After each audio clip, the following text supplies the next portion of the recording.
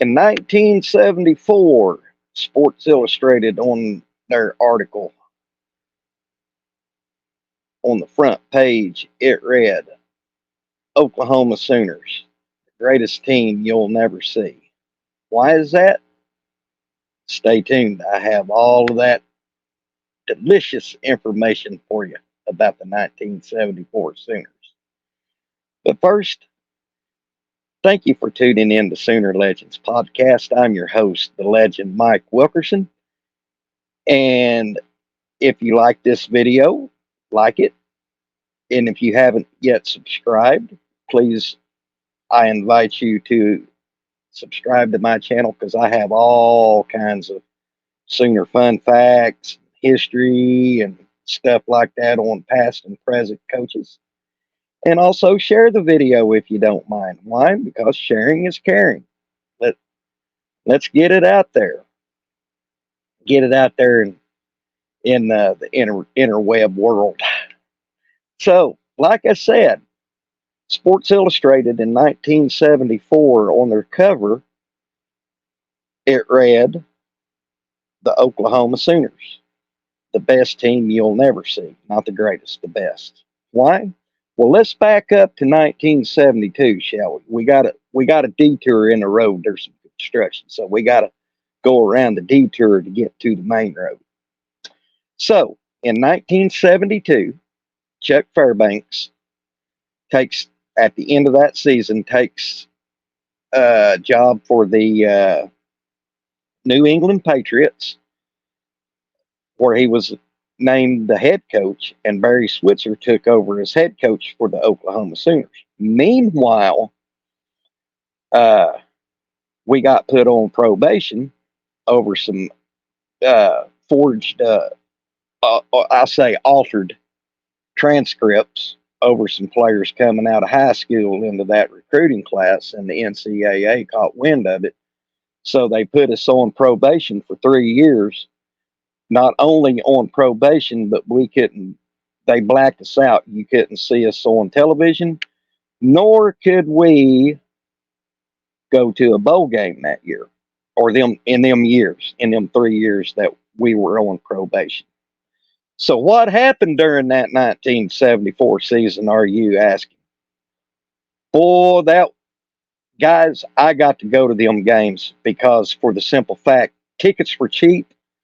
You couldn't see them on TV, and you had to listen to the radio. So I went to a lot of home games that year.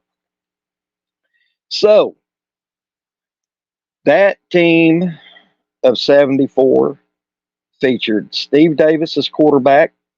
You had Little Joe Washington, and you had the almighty Selman brothers, Leroy and Dewey and Jimbo Elrod on the defensive line. You had uh, uh, Randy Hughes. I mean, there was a whole slew of good players that year.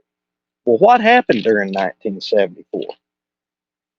Well, Barry Switzer said, if you ain't giving us the death penalty and we can still suit up and play football, we're going to play football, which they did. The Sooners, they opened up the '74 season against Baylor that year, and they they were picked to win by 43 points. And if y'all remember that game, we had to win in the fourth quarter, and we scored 3 touchdowns to secure a 28-11 victory over the Baylor Bears. Now, we opened up the season as number one, but after that game, we fell to number three behind Notre Dame and Ohio State. However, we went to Utah State and Wake Forest come to our house, and I mean, we gave them a shellacking that that they'll never forget.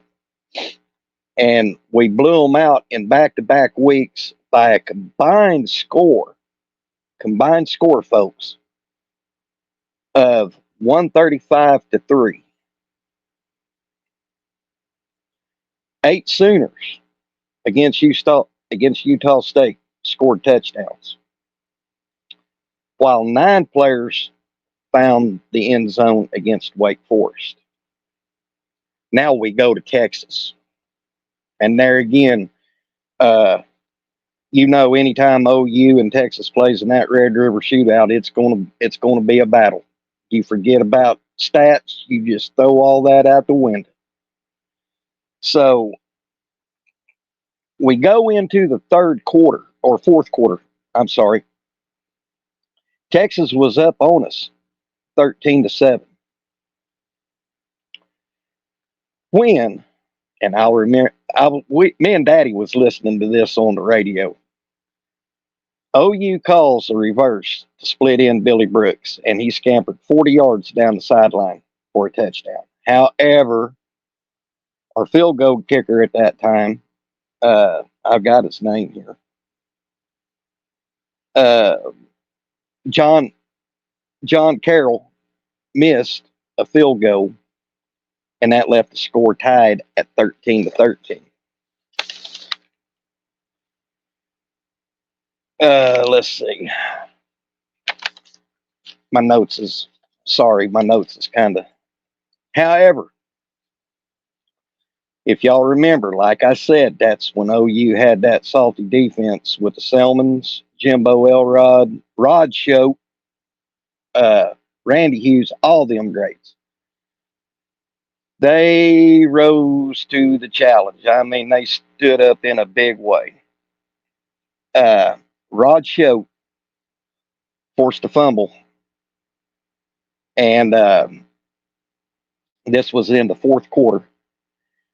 And some minutes later, our other kicker, I've got it, Tony DiRienzio, booted a 37-yard field goal and won us the game against Texas. Now, I was telling you about Rod Shope. For that game, he finished the game with 21 tackles, 2 breakups, a forced fumble, and a fumble recovery, which I told you that led. Now, another interesting thing, Mike Treps was calling that game, and me and Daddy was listening to the post-game show on the radio.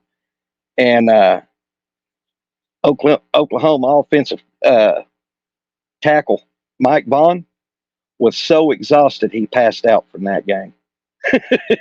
I mean, it was a dogfight, but Oklahoma won the game 16-13. And then the next 2 weeks we faced Colorado at home at Boulder, and K-State at home. And when we went to Colorado, Little Joe rushed for 200 yards and 4 touchdowns in the win, while the next week against K-State, 8 Sooners found the end zone and blew out K-State 63-0. I mean, it was a massacre. And then, of course, OU went on to Ames, Iowa, to play Iowa State, and sloppy conditions, you name it. I mean, there again, me and Daddy listened to that game. And of course, OU won it 28-10. Then the next week, Missouri comes to town, right?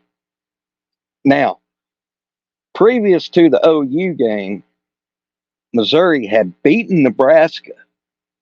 And their previous 2 games, they scored over 80 points in their victories. So they come to Norman. They was a salty football team. However, in that game, Oklahoma shut them out 37-0. And with that win, OU improved their record to 8-0. The next week, Ohio State gets upset by Michigan State 16-13, and following a 45-13 win over over Kansas, the Jayhawks, Oklahoma again assumed the number one ranking. Now this is in the AP poll. We couldn't be voted in the UPI or any of that. This is AP. So the very next game, we go to the almighty Nebraska Cornhuskers at Lincoln, Nebraska. Now, going back and remembering this game, up to that point, OU, their defense, they was playing uh, zone defense. But against Nebraska, we went man to man on defense. Now, what happened in that game? OU intercepted Nebraska 4 times, and 3 of those interceptions was by Randy Hughes. And we rolled up 482 yards on the ground, but we never completed a pass.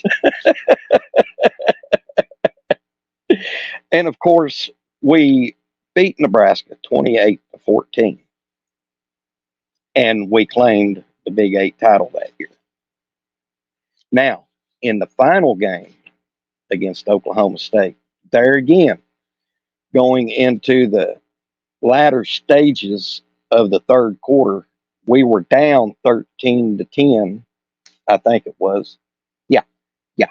We was down 13-10, and we went on a 7.5 minute scoring spree of scoring 5 touchdowns. One by little Joe Washington on a 57-yard punt return, where it looks like, yeah, he's tackled. Ain't. And the next thing you know, the camera's picking him up down the sideline, scoring a touchdown. That was amazing. Little Joe, if y'all remember Little Joe, he would run through you, over you, around you, hurdle you. He was just, oh my God, Joe was just so fun to watch. And of course, we beat the Cowboys that year, 44-13. So now we can't go to postseason because we're on probation. We can't go to any postseason play. But the almighty Alabama Crimson Tide fell to Notre Dame in the Orange Bowl. That left Oklahoma as the only unbeaten team in the nation. Yes, sir. And so when the final AP poll come out, OU was ranked number 1. Now get this, folks. That was our 4th national championship, our first since 1956. And to this day, the 1974 Oklahoma Sooners are the last NCAA Division 1A teams to claim an AP national title without the benefit of a postseason bowl win. Pretty amazing, ain't it? I mean, it's just it that year it was just magical. I mean, OU had all the moving parts. They had so many great players on that team. Like I said, we got an article written about us in Sports Illustrated. And so there you have it. There's your little history lesson on the 1974 Oklahoma Sooners. And of course, that was Barry Switzer's first out of 3 national championships that he won while he was head coach at OU. And like I said, in my opinion, out of my years of watching OU football, which has been since 1970,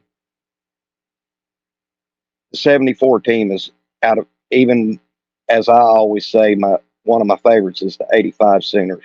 But my favorite all-time Oklahoma Sooners edition is the 74 team, just because we won the national championship on probation, and we was blacked out, and we could not go to postseason play.